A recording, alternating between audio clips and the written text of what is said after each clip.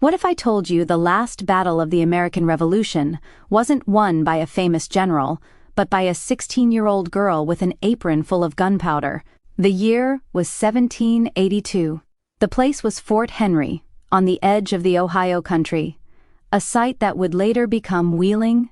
The Revolutionary War was winding down in the east, but on the frontier, the fire was still hot. A force of over 300 British and Native American allies had the fort surrounded. Inside, 40 defenders were down to their last rounds. The reserve supply of gunpowder was locked in a cabin 60 yards away, across an open clearing. Every man who volunteered to run was a marksman the fort couldn't afford to lose. If a man fell, the defense fell. That is when Elizabeth Betty Zane stepped forward. She looked at the soldiers and famously told them, "You have not one man to spare.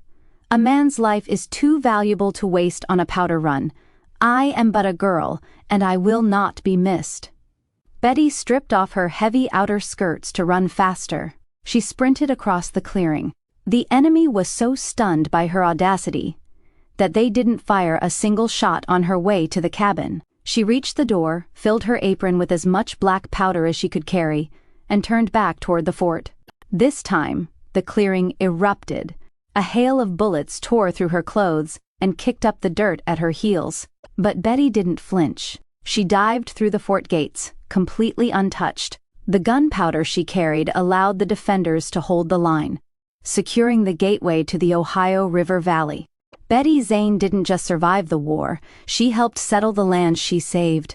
She eventually crossed the river into Ohio, settling in Martins Ferry, Belmont County, where she is buried today. If your ancestors were early pioneers in the Ohio Valley, names like Zane, McCullough, or Clark, you aren't just looking at names on a census. You are looking at the architects of the frontier. Are you hitting a brick wall with your Ohio ancestors?